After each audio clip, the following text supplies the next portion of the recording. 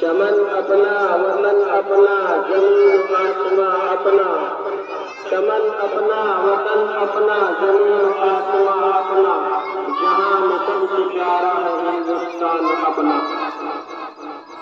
معزز حاضر قدر سامعین حضرات اور علماء کرام، آج یہاں ہم سب لوگ آزادی منانے کے لیے جمع ہوئے ہیں. آزادی سے پہلے ہم انگریزوں کے غلام تھے. انگریز حکمراں بھارت سے ظلم ستم کیا کرتے تھے. مسلسل جدوجہد اور قربانیوں کے بعد ہمارا ملک 15 اگست 1947 عیسوی میں آزاد ہوا اور بھارت سے انگریزوں کی حکومت کا خاتمہ ہوا. اسی لیے ہر سال ہم آپ 15 اگست کو جشن یوم آزادی کے نام سے مناتے ہیں.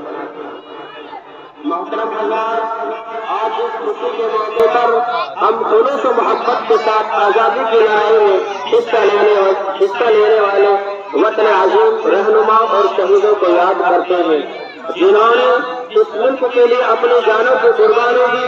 ڈنڈے لاٹھیاں کھائی، کئی بار جیل گئے، ہزاروں علماء کرام کو پھانسی دی گئی، سینکڑوں پھانسی کے پھندے چومنے پڑے اور ہمارے لوگوں نے اپنے بچوں کو یتیم اور اپنی عورتوں کو بیوہ کیا.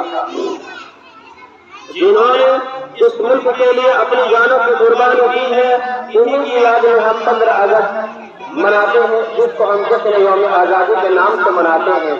اسی لیے ہمارا ملک 15 اگست 1947 عیسوی کو آزاد ہوا.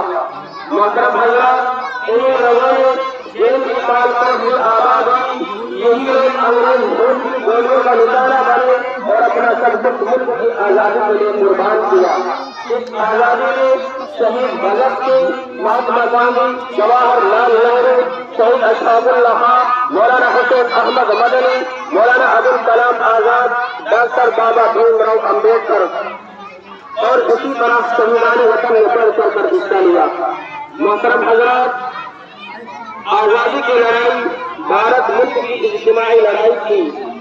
انگریز ہمارے اتفاق کو دیکھ کر بھارت چھوڑنے پر مجبور ہو گئے اور بھارتیوں کو کامیابی ملی اور ہمارا ملک غلامی سے آزاد ہوا. محترم حضرات، آج ہمیں اپنے ملک کو بچانے کے لیے ہم سب کو ایک ہونے کی ضرورت ہے. یہی اس ملک کی طاقت ہے.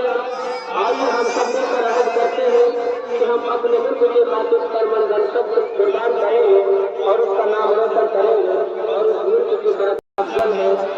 وطن کے پاس مانے جان و ایمان سے افضل ہے. یہ اپنے ملک کی خاطر کفن بھی ساتھ رکھتا ہوں.